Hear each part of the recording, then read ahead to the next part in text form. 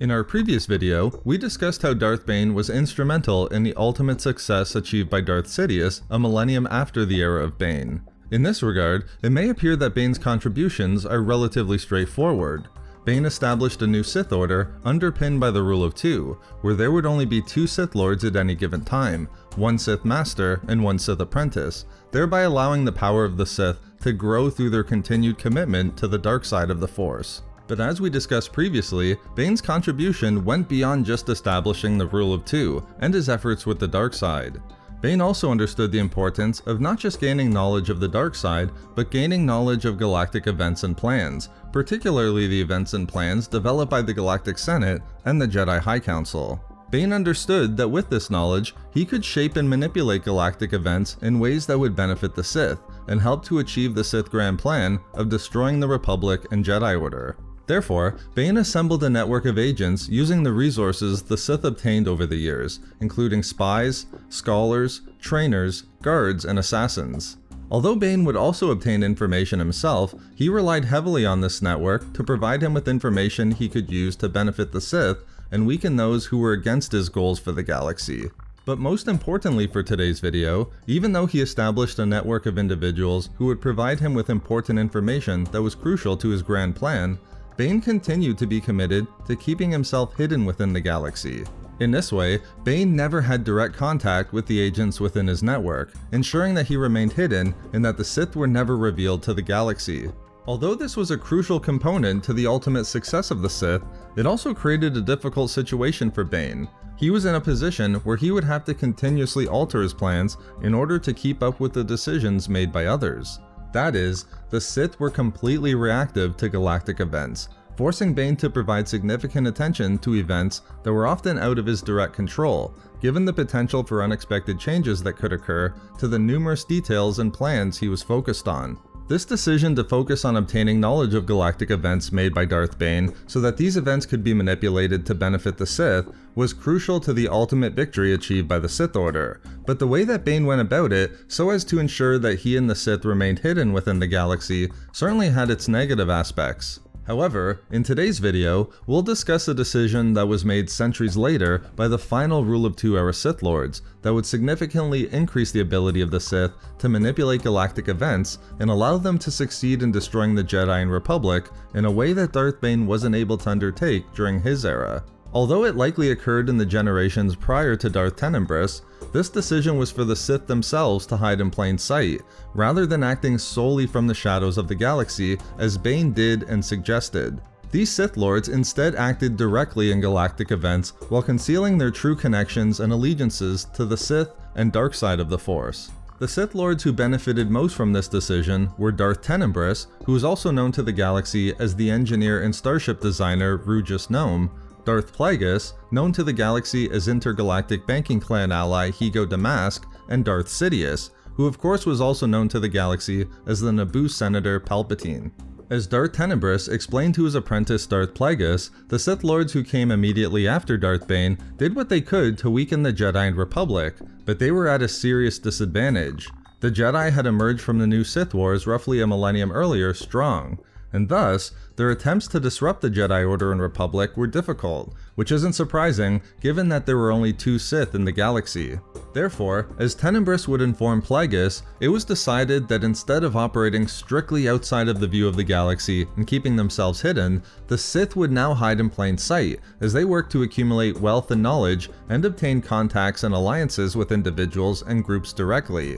who would one day form the basis of a galaxy-wide opposition to the Jedi and Republic. They would still of course keep their Sith and dark side allegiances hidden, but they would now themselves operate within galactic events. This was a significant change from Darth Bane's actions, who only utilized agents within his network to attempt to shape events in a way that weakened the Jedi and Republic. This was no longer the case for the Sith Lords in the final era of the Rule of Two, as they stepped forward to assume public roles within the galaxy in which to obtain power and the ability to shape the galaxy. In this way, these Sith Lords would achieve far more for the Sith Grand Plan than could be done otherwise if they remained hidden in the galaxy and worked only with other individuals in their network. They were no longer merely reacting to the decisions and plans of other individuals, attempting to gain enough information to build towards their own long-term goals. Instead, they could now be the ones to make important decisions that would impact the galaxy to the benefit of the Sith. For example, Tenebrous was the leader of a secret organization,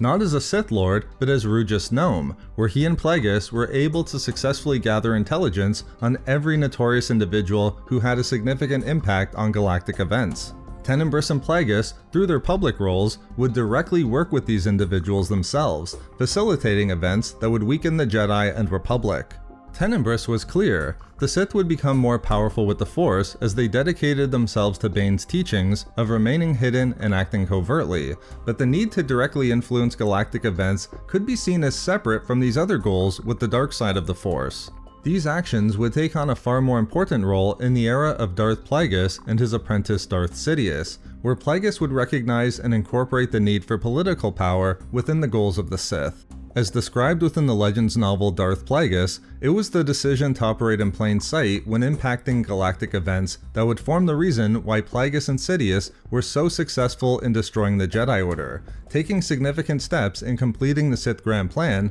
that might have been impossible for the Sith in the earliest years and decades of the Rule of Two era. Following the example of Tenebrous, Plagueis concluded that he would carry out the grand plan of the Sith by controlling events in a unique and specific way, where he would direct the actions of a few of the most important individuals in the galaxy to control the actions of trillions. This was done through events operated by Plagueis through his public role as Higo Damask and his connections to the intergalactic banking clan known as the Gathering, which took place on the moon of Sojourn. These gatherings were secret meetings that occurred once a year and consisted of the galaxy's most influential individuals. They began as something started by Darth Plagueis' father to facilitate the exchange of ideas. However, under Plagueis, the gatherings became something else entirely. As described in the novel Darth Plagueis, the gatherings became a way in which the Sith could strategize and plan the course of galactic events and galactic history, ensuring that nothing occurred by chance, but always through the direction and knowledge of the Sith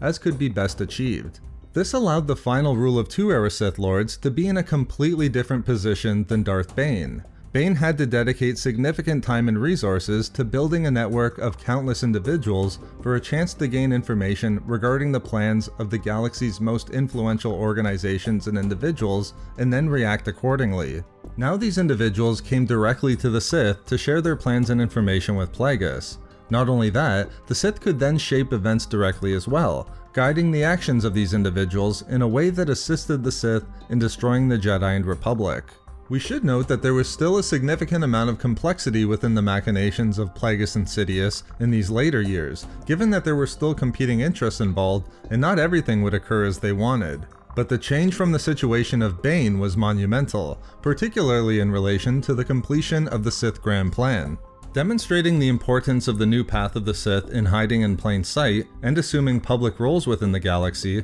Darth Plagueis would view Palpatine as a powerful ally and apprentice, not just due to his abilities with the Force, but also for Palpatine's desire to rule and seek power in the realm of politics, which was crucial for Plagueis and what he viewed as the future of the Sith Grand Plan. Hiding in plain sight provided the Sith with the potential to obtain influence within the realm of politics, which would be seen as just as important, or at least significantly complementary, to gaining power through the Force within the era of Plagueis and Sidious. In fact, Plagueis believed that an individual acting within the realm of politics would achieve more in certain areas than two Sith Lords, seeing true power being obtained through political astuteness. Knowing this, it's not surprising that decades before the events of the Phantom Menace, Plagueis established the goal of making Palpatine the Republic's Supreme Chancellor as a crucial component to completing the Sith Grand Plan, a goal ultimately completed 2 decades later. But these political aspects that would be so paramount by the time of the prequel trilogy, allowing for the Clone War to emerge,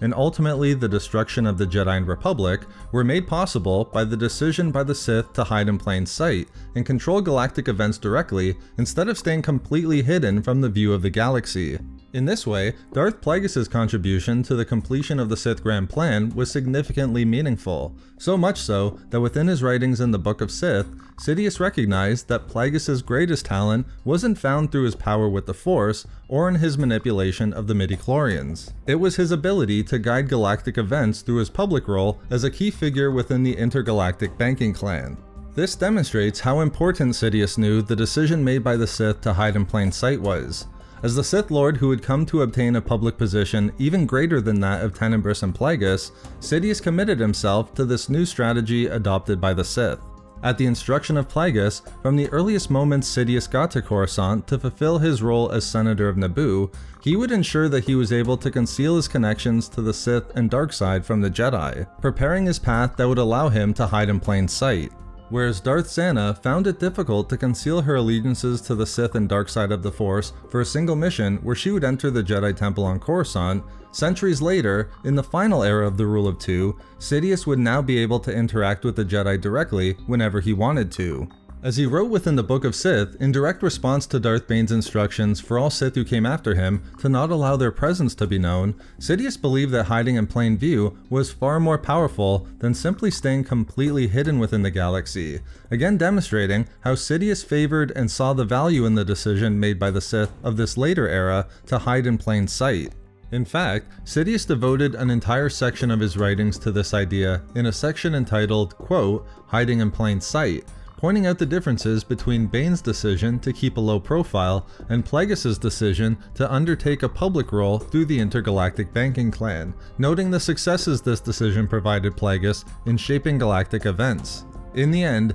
Sidious recognized the power provided through his ability to hide in plain sight as the politician Palpatine, where the Jedi never suspected he was the Sith Lord they were searching for throughout the Clone War. While Darth Bane and the early Sith Lords of the Rule of Two era were able to accomplish a significant amount in regard to the Sith Grand Plan, the efforts undertaken by the final Rule of Two era Sith Lords would allow them to complete what Bane started, ultimately destroying both the Jedi Order and the Republic. Sith Lords such as Darth Tenebrous, Darth Plagueis, and Darth Sidious were able to achieve so much in this regard through their decision to move past the actions of Darth Bane. Rather than staying completely hidden in the galaxy and relying on a network of individuals to obtain information and knowledge that the Sith would then have to react to formulate their long-term goals, the final Rule of Two era Sith Lords chose to instead adopt public roles while hiding in plain sight. This allowed them to obtain information themselves and then control galactic events directly, eventually weakening the Jedi and Republic enough to facilitate their eventual destruction through the Clone War.